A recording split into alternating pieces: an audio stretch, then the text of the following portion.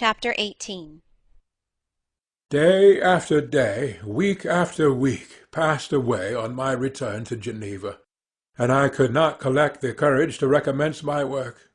I feared the vengeance of the disappointed fiend, yet I was unable to overcome my repugnance to the task which was enjoined me.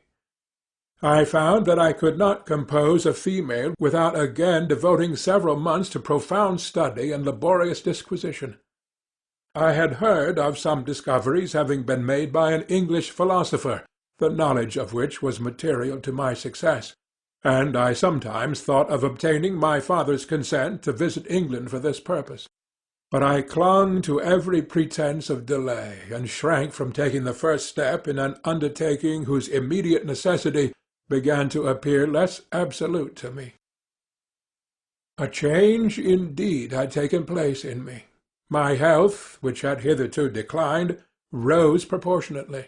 My father saw this change with pleasure, and he turned his thoughts towards the best method of eradicating the remains of my melancholy, which every now and then would return by fits, and with a devouring blackness overcast the approaching sunshine. At these moments I took refuge in the most perfect solitude. I passed whole days on the lake alone in a little boat, watching the clouds and listening to the rippling of the waves, silent and listless. But the fresh air and the bright sun seldom failed to restore me to some degree of composure, and on my return I met the salutations of my friends with a readier smile and a more cheerful heart. It was after my return from one of these rambles that my father, calling me aside, thus addressed me. "I am happy to remark, my dear son, that you have resumed your former pleasures and seem to be returning to yourself. And yet you are still unhappy, and still avoid our society. For some time I was lost in conjecture as to the cause of this.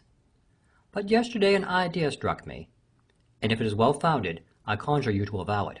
Reserve on such a point would be not only truly useless, but draw down treble misery upon us all." I trembled violently at his exordium, and my father continued. "I confess, my son, that I have always looked forward to your marriage with our dear Elizabeth as the tie of our domestic comfort and the stay of my declining years. You were attached to each other from your earliest infancy. You studied together, and appeared, in dispositions and tastes, entirely suited to one another. But so blind is the experience of man, that what I conceived to be the best assistance to my plan may have entirely destroyed it. You, perhaps, regard her as your sister, without any wish that she might become your wife. Nay, you may have met with another whom you may love, and considering yourself as bound in honor to Elizabeth, the struggle may occasion the poignant misery which you appear to feel." My dear father, reassure yourself. I love my cousin tenderly and sincerely.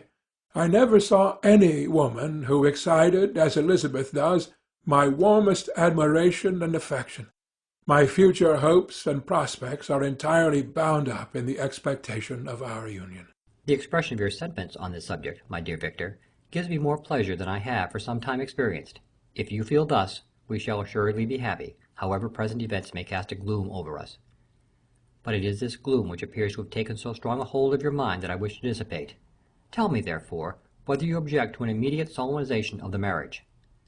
We have been unfortunate, and recent events have drawn us from that every-day tranquillity befitting my years and infirmities.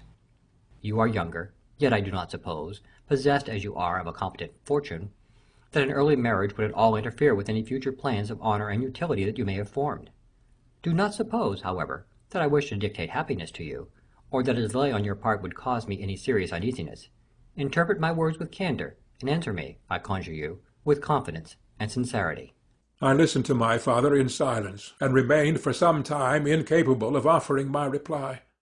I revolved rapidly in my mind a multitude of thoughts, and endeavoured to arrive at some conclusion. Alas! To me the idea of an immediate union with my Elizabeth was one of horror and dismay.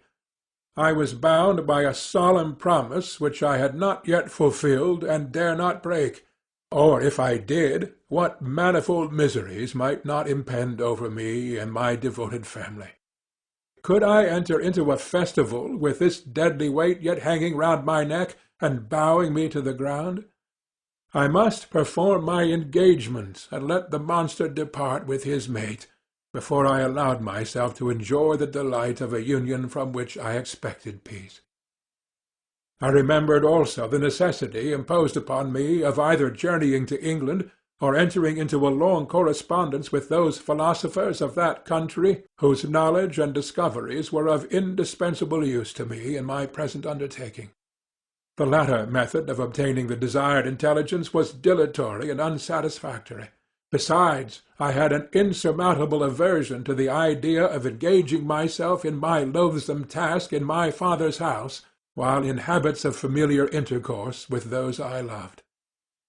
I knew that 1,000 fearful accidents might occur, the slightest of which would disclose a tale to thrill all connected with me with horror. I was aware also that I should often lose all self-command, all capacity of hiding the harrowing sensations that would possess me during the progress of my unearthly occupation. I must absent myself from all I loved while thus employed. Once commenced, it would quickly be achieved, and I might be restored to my family in peace and happiness. My promise fulfilled, the monster would depart forever, or, so my fond fancy imaged, some accident might meanwhile occur to destroy him and put an end to my slavery forever. These feelings dictated my answer to my father. I expressed a wish to visit England, but concealing the true reasons of this request, I clothed my desires under a guise which excited no suspicion, while I urged my desire with an earnestness that easily induced my father to comply.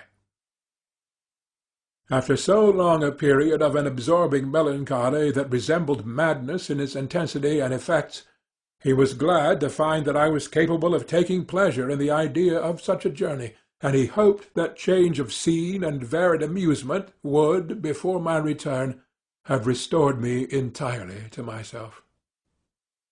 The duration of my absence was left to my own choice. A few months, or at most a year, was the period contemplated. One paternal kind precaution he had taken to ensure my having a companion. Without previously communicating with me, he had, in concert with Elizabeth, urged that Clerval should join me in Strasbourg. This interfered with the solitude I coveted for the prosecution of my task. Yet at the commencement of my journey the presence of my friend could in no way be an impediment, and truly I rejoiced that thus I should be saved from many hours of lonely, maddening reflection. Nay, Henry might stand between me and the intrusion of my foe. If I were alone, would he not at times force his abhorred presence on me to remind me of my task, or to contemplate its progress? To England, therefore, I was bound, and it was understood that my union with Elizabeth should take place immediately on my return. My father's age rendered him extremely averse to delay. For myself, there was one reward I promised myself from my detested toils, one consolation for my unparalleled sufferings. It was the prospect of that day when, enfranchised from my miserable slavery, I might claim Elizabeth and forget the past in my union with her. I now made arrangements for my journey, but one feeling haunted me which filled me with fear and agitation. During my absence I should leave my friends unconscious of the existence of their enemy and unprotected from his attacks, exasperated as he might be by my departure. But he had promised to follow me wherever I might go, and would he not accompany me to England? This imagination was dreadful in itself, but soothing inasmuch as it supposed the safety of my friends. I was agonized with the idea of the possibility that the reverse of this might happen, but through the whole period during which I was the slave of my creature, I allowed myself to be governed by the impulses of the moment, and my present sensations strongly intimated that the fiend would follow me and exempt my family from the danger of his machinations.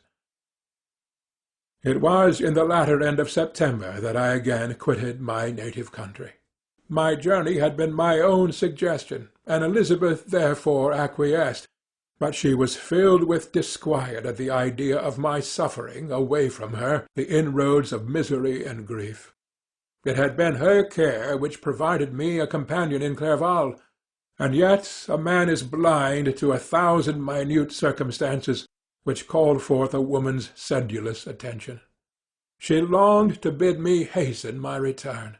1,000 conflicting emotions rendered her mute as she bade me a tearful, silent farewell. I threw myself into the carriage that was to convey me away, hardly knowing whither I was going, and careless of what was passing around. I remembered only, and it was with a bitter anguish that I reflected on it, to order that my chemical instruments should be packed to go with me. Filled with dreary imaginations, I passed through many beautiful and majestic scenes, but my eyes were fixed and unobserving. I could only think of the bourne of my travels, and the work which was to occupy me whilst they endured.